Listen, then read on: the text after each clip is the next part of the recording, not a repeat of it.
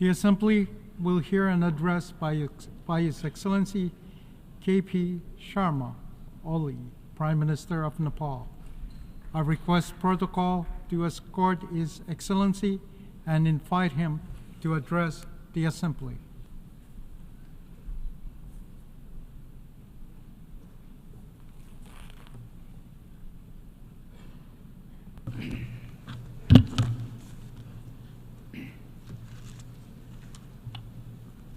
Mr. President, Your Excellencies, the heads of state and government, Mr. Secretary General, distinguished delegates, ladies and gentlemen.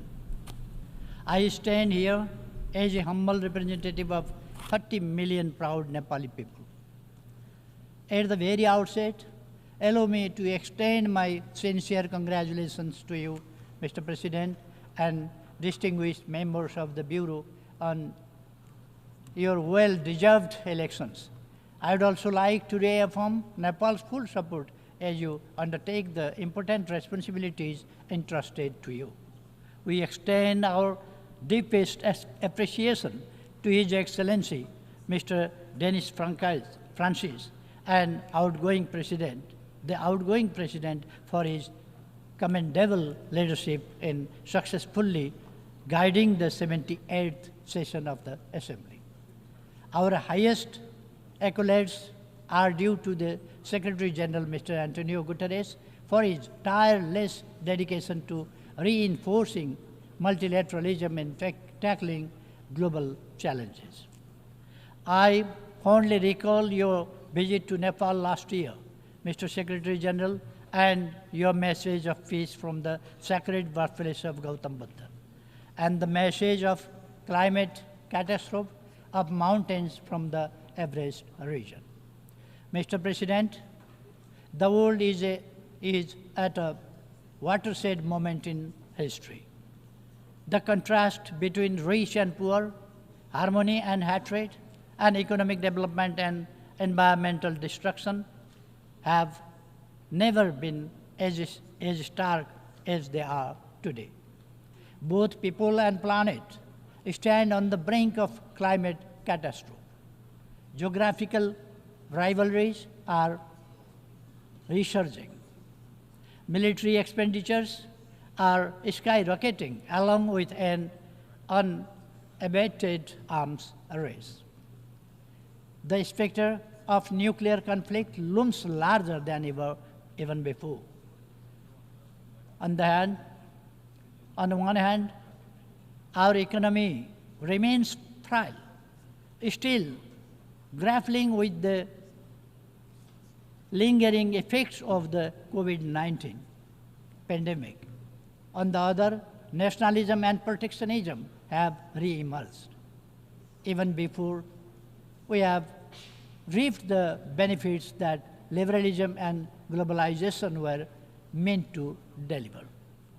Even after 300 years of industrialization and modernization journey, it is deeply troubling that in our so-called civilized world of 21st century, wealth and prosperity are concentrated mostly at the hand of global north, and the poverty and destitution are heavily concentrated in the global south, particularly in the least developed countries.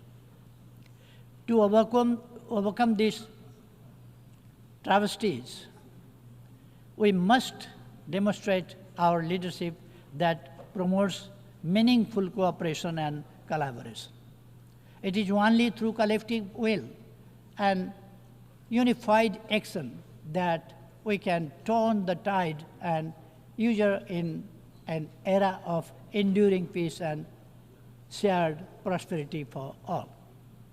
In this context, the theme of this session, leaving no one behind, acting together for the advancement of peace, sustainable development, and human dignity for present and future generations, could not be more timely or relevant. We have reaffirmed our commitment through the Summit of the Future to build a safe, just, and sustainable world for both present and future generations. This pledge is embodied in the three pivotal documents we have adopted: Pact of the Future, Declaration on Future Generation, and the Global Digital Compact. We must demonstrate our determination to implement these documents for the well-being of present and future generations. Mr. President, allow me to underline that the principle of leaving no one behind has long been the cornerstone of Nepal's approach to development across all sectors. This philosophy is enshrined in our Constitution, which upholds the values of democracy by guaranteeing inclusivity, equality, justice, proportional representation, human rights, and social protection for the most vulnerable sections of society. I am determined to lead my country with my deep conviction to comprehensive democracy. For me, comprehensive democracy ensures equal rights, equal access to opportunities, social justice, protects the vulnerable communities, and provides the security and dignity for all individuals. Democracy goes far beyond the right of the people to choose their leaders. It is about leading the people towards prosperity and happiness so that they could feel highest level of dignity. At the international level, sovereign equality and mutual respect constitute the backdrop of comprehensive democracy. These principles are essentially for building the frameworks of a just, inclusive, equitable, representative, and accountable global order. Mr. President, as a nation emerging from conflict, Nepal deeply understands the profound value of peace and political stability. Since the signing of the Comprehensive Peace Accord in 2006, Nepal has been firmly focused on completing the peace process at the earliest.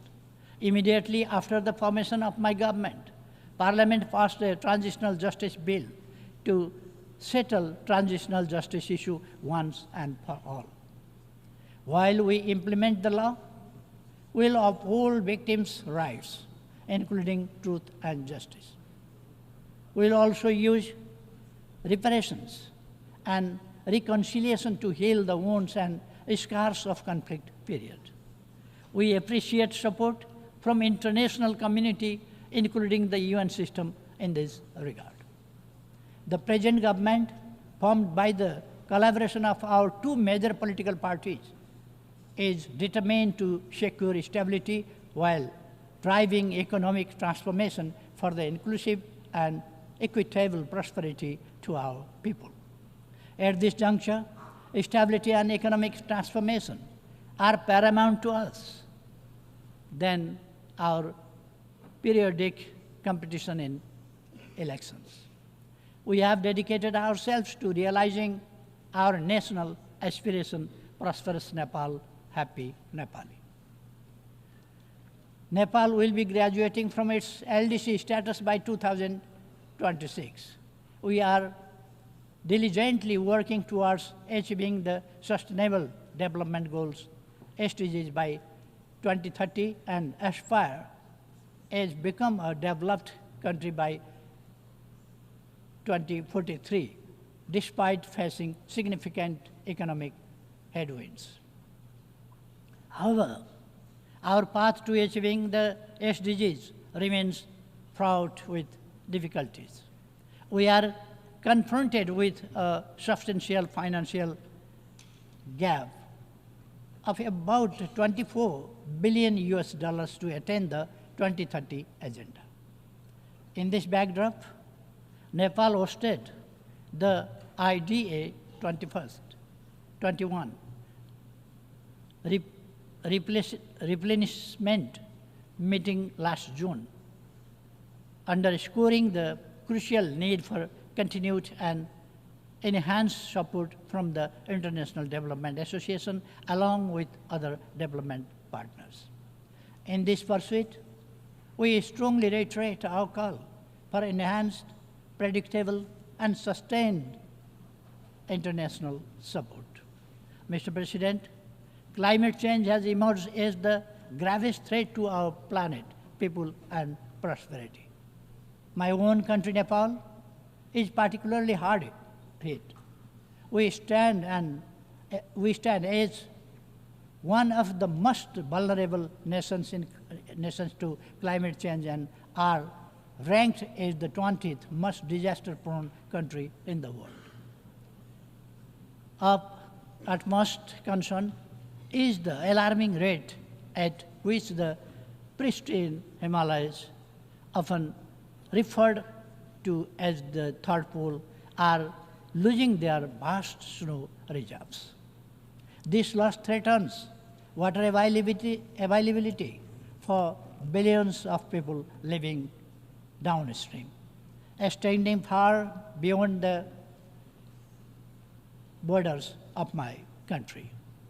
Nepal has usually been contributing to the health of our planet through its forests, mountains, and rivers. Yet, despite these efforts, we continue to bear the brunt of climate change. In this context, we call for climate justice. Our mountains play a crucial role in regulating the climate and ecosystem of oceans with their snow-fed rivers flowing down to the oceans. Nepal's Himalayas, as a natural climate stabilizer, help maintain a cooling system in a region situated in the hottest zone of the planet between the Tropic of Cancer and Capricorn. Given their significance, it is essential that the mountain agenda should receive the due attention in climate negotiations. Nepal is steadfast in its commitment to the Paris Agreement and aims to achieve net zero target by 2045, 5 years earlier than global target. As climate change is a global challenge, it demands global action and collaborative efforts to address its widespread and cascading impacts. Adequate climate financing, including loss and damage fund, is crucial to support climate resilient measures and infrastructure for adaptation in developing countries, not least in LDCs. Mr. President, Nepal's land is blessed with the wisdom of enlightened great sages from both the Hindu and Buddhist faith, particularly the teachings of Gautam Buddha. This profound legacy has shaped our worldview to seek global harmony, peace, and security. The values of love, harmony, tolerance, and empathy, as espoused by Gautam Buddha, hold even greater relevance today than they did over 2,500 years ago. But to our deep dismay, the world is increasingly distressed by division, suspicion, hatred, and enmity. Nepal firmly believes that dialogue and diplomacy are the sole means to resolve conflicts, including in Ukraine and Middle East. It is through love and compassion that hostility and hatred can be overcome, paving the way for lasting peace.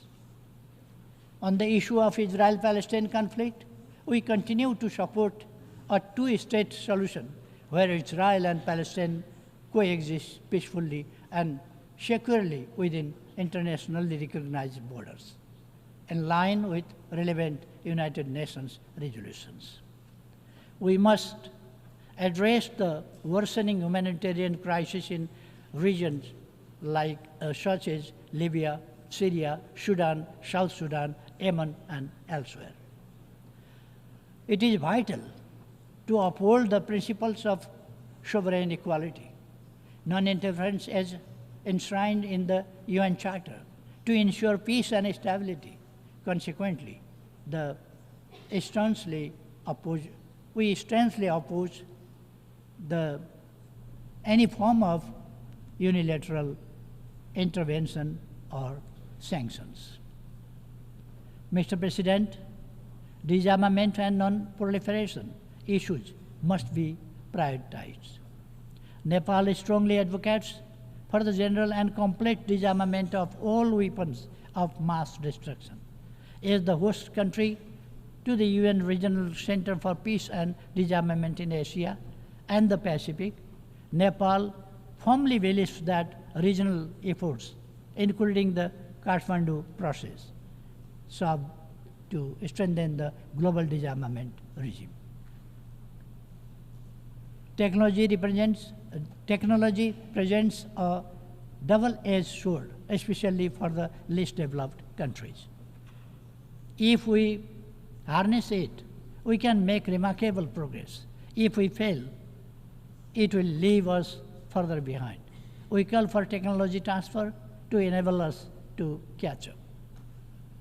Mr. President, Nepal has always adhered to a peaceful, independent, balanced, and non-aligned foreign policy based on the principles of Panchashil, the UN Charter, international law, and norms of world peace. We conduct our foreign policy with profound belief in amity with all, enmity with none. Nepal remains committed to further strengthening its close, cordial, and constructive relations with its immediate neighbors and beyond, rooted in the principles of mutual respect, sovereign equality, territorial integrity, non-interference in each other's internal affairs, and peaceful coexistence. As the largest contributor of troops and police to UN peace operations, Nepal stands ready to further enhance its contribution to global peace and security.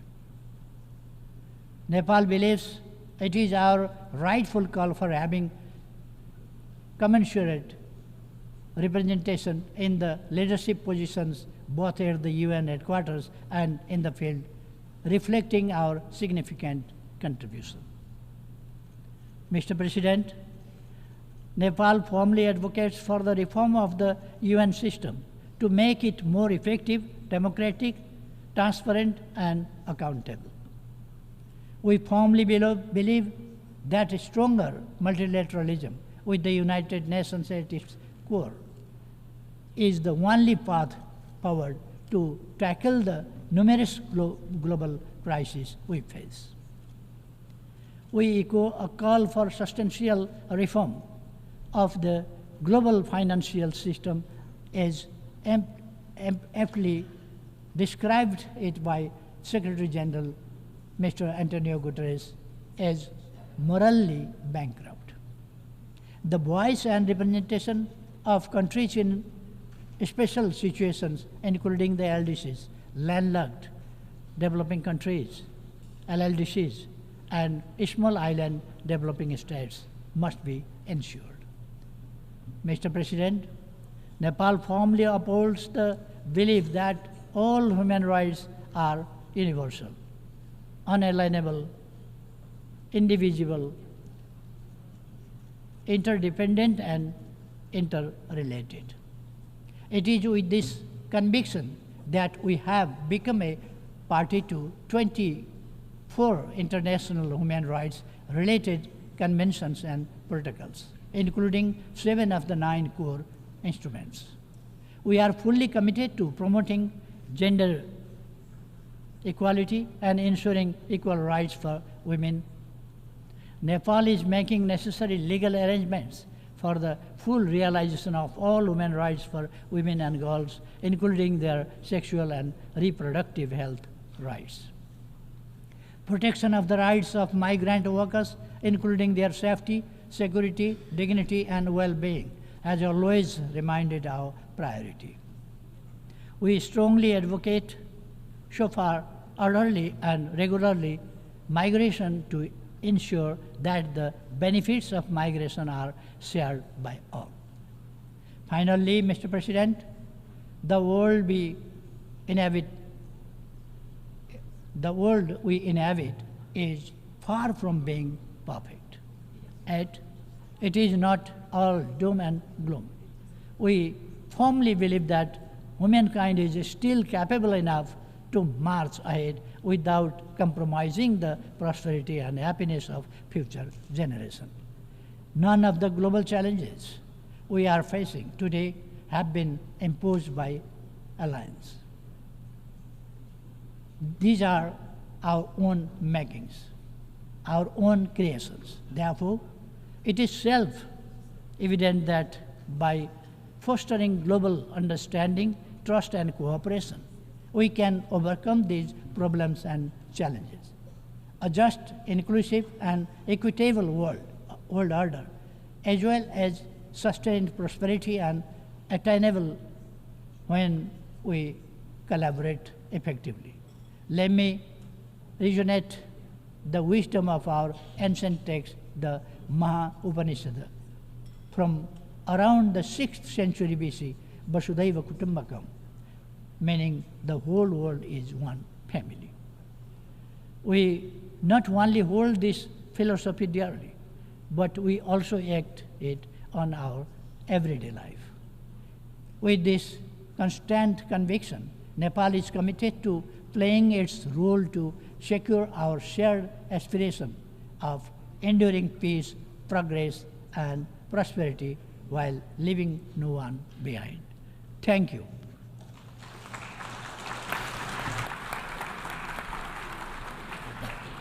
On behalf of the Assembly, I wish to thank the Prime Minister of Nepal.